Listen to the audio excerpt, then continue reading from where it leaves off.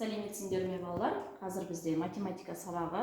Математикадан бүгінгі біздің оқитын тақырыбымыз логикалық есептер. Бүгінгі сабақта кеңістік ойлауды дамытатын логикалық есептерді шығаруды үйренесің. Яғни балалар, бүгін біз есептеуді қажет етпейтін есептер де болады. Оларды шығару үшін саған ойлау зеректілігің және логикаң қажет болады. Олар логикалық есептер деп аталады. Бұл нағыз ақыл ойға арналған жаттығу. Олай болса, кітабымыздың 56-шы бетіндегі екінші тапсырмаға қарайық. Балалар, кітабымыздың 56-шы бетінде екінші тапсырма берілген. Бұл суреттегі текше. Байқасаңдар, текшенің бір бұрышы жәнегі жоқ, иә? Ол жәнегі мына жерде бізде суретте берілген, үш сурет берілген. Осы үш суреттің қайсысындағы жәнегі фигура, осы фигураны құрап шығаратынын анықтауымыз керек. Балалар, бұл тапсырманың жауабы бізде 3 болады екен. Келесі, кітаптарының 57-ші бетіндегі 3-ші тапсырма. Бұл жерде досыңның пішіннің неше текшеден құрастырылғанын айтуды сұра дейді досыңнан. Ол өзінің есептеу тәсілін түсіндірсін дейді балалар. Бұл жерде сендерге текшелер қатар-қатар қойылған, яғни бізге астындағы және артындағы текшелер көрінбей тұр. Сол себепті оны мен сендерге айтып тұрмын, сондықтан қазір есептеп шығарасыңдар. Неше текше берілген? Яғни бірінші суретте балалар бірінші пішінде 13 текше берілген, ал екінші суретте 8 текше берілген екен. Келесі төртінші тапсырма, қай фигураны бұрып қойды дейді. Яғни сендерде негізгі фигура берілген. Сендер қазір бірінші, екінші, үшінші суреттерден қай сурет осы фигураның жәнегі бұрылып тұрған көрінісі екен табуларың керек.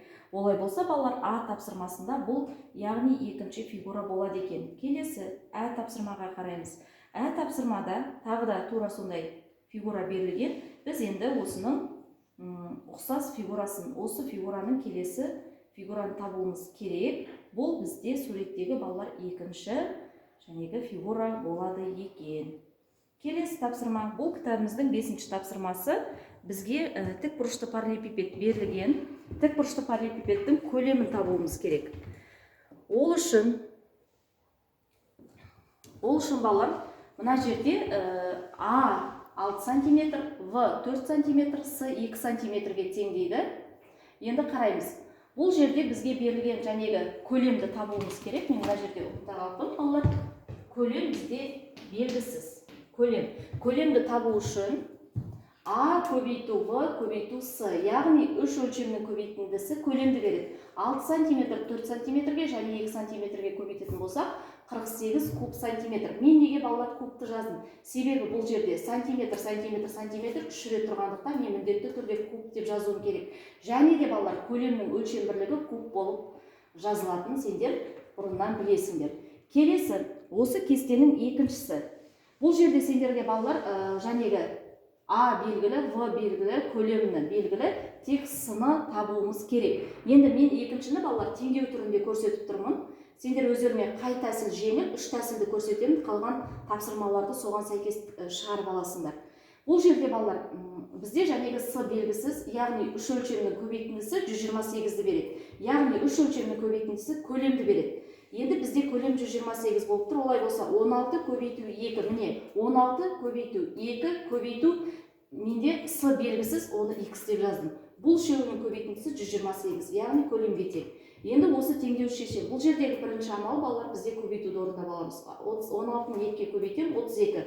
32 көбейту X тен 128. Біз мына түрдегі жай теңдеуді шеше аламыз. X тен 128 бөлі 32, X тен 4-ге. Яғни сының мәні балалар бұл жерде 4 дециметрға тең болады екен.